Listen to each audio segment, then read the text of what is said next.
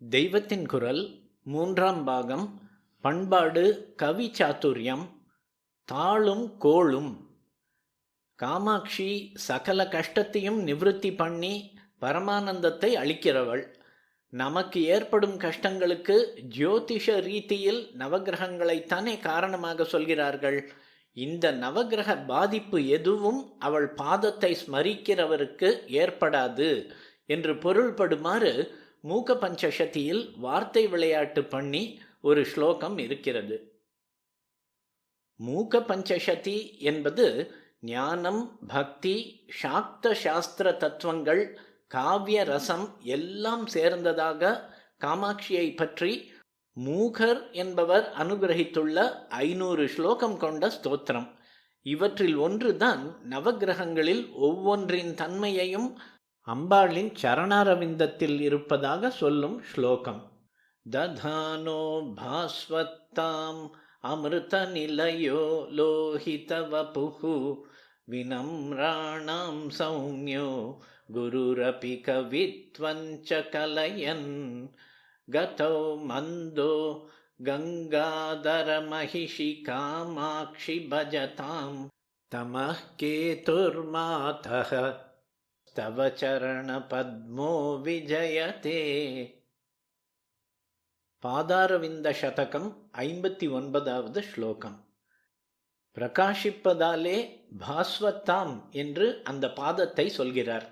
நவகிரகங்களில் முதலில் வரும் சூரியனின் தன்மை இதுதானே. பாஸ்கரன் என்றே அவனுக்கு ஒரு பேர். அம்பாள் சரணத்திலிருந்து அமிர்தம் கொட்டுகிறது. இதை அமிர்த நிலையக என்கிறார். யோகிகள் சிரசின் உச்சியில் அவளுடைய பாத பத்மத்தின் அமிர்தம் பெருகுவதில் அப்படியே உச்சி குளிர்ந்து இருப்பார்கள். சரணாமிர்தம் என்றே சொல்வது வழக்கம். இதே போல அமிர்தம் பெருக்குகிற தன்மை சந்திரனுக்கு உண்டு. அதனால்தான் சுதாகரன் என்று பெயர். லோஹித வபுஹு என்று ஸ்லோகத்தில் இருப்பதற்கு சிவந்த ரூபம் உள்ளது என்று அர்த்தம். சிவப்பாய் இருப்பதுதான் செவ்வாய். வினம்ராணாம் சௌமியக, அந்த பாதத்திலே போய் நமஸ்காரம் பண்ணுகிறவர்களுக்கு அது சௌமியமாய் இருக்கிறது. மனசுக்கு பரமஹிதமாக, மிருதுவாக, சாந்தமாக இருப்பதெல்லாம் சௌமியம். உக்ர தேவதை என்பதற்கு ஆப்போசிட்டாக சௌமிய தேவதை என்கிறோம். நேர் அர்த்தம் என்ன? சோம என்ற சந்திரனிலிருந்து உண்டானதே சௌமியம். நிலவு போல கோமளமாக சாந்தமும் ஹிதமும் தருவதாக இருப்பதையெல்லாம் இதனால் சௌமியம் என்கிறோம். சோமனுக்கு புத்திரனாக உண்டானவன் புதன். அதனால் அவனுக்கு சௌமியன் என்று பேர். அம்பாள் பாதம் குருரபி, குருஹு அபி என்கிறார். குருவானதும் கூட என்கிறார். குரு என்றால் குண விசேஷத்தால் பெரியது என்று அர்த்தம். அதோடு கூட அந்த பாதம் க்ஷணகாலம் பட்டுவிட்டால் திருவடி தீட்சையினாலே பிரம்ம ஞானமே சித்தித்துவிடும். இப்படி ஞானம் தருவதாலும் அது குருவாய் இருக்கிறது. குரு என்றால் வியாழன். குருவாரம் என்றே அந்த கிழமைக்கு பேர். கவித்வஞ்ச கலயன், கவித்துவத்தையும் அனுகிரகித்து விடுகிறது அம்பாள் பாதம். அம்பாளுடைய பாத தீர்த்தம் மூகனையும் ஊமையையும் கூட மகா கவியாக்கி விடுகிறது என்று ஆச்சாரியாலே சொல்லி இருக்கிறார். குறிப்பு சௌந்தரிய லஹரி ஸ்லோகம் 98. இப்படி அவள் அருளால் அருட்கவியாகி ஒரு காலத்தில் தாம் மூகனாய் இருந்ததை லோகமெல்லாம் அறிய வேண்டும் என்பதால் மூகர் என்றே பெயர் வைத்து கொண்டவர்தான் இந்த ஸ்லோகத்தை பண்ணியிருப்பவரே. நவகிரகங்களில் கவித்துவகாரகன் வெள்ளிக்கிழமைக்குரிய சுக்கிரன்.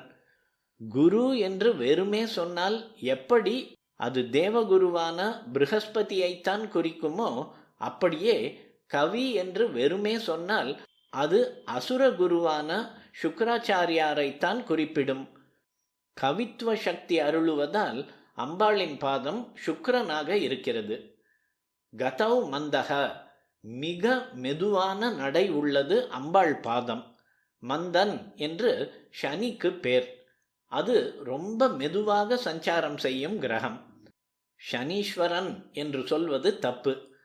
மற்ற கிரகம் எதற்கும் இல்லாத ஈஸ்வர பட்டம் இதற்கு மட்டும் வருவதற்கு நியாயம் இல்லை. ஷனைஷ்சரன் என்பதே சரியான வார்த்தை. ஷனைஹி மெதுவாக, சர சஞ்சரிப்பவன், அதை சுருக்கி ஷனி என்கிறோம். பஜதாம் தமக கேதுகு, அம்பாள் பாதம் தன்னை பஜிக்கிறவர்களின் தமசுக்கு உலை வைக்கும் தூமகேதுவாக இருக்கிறது.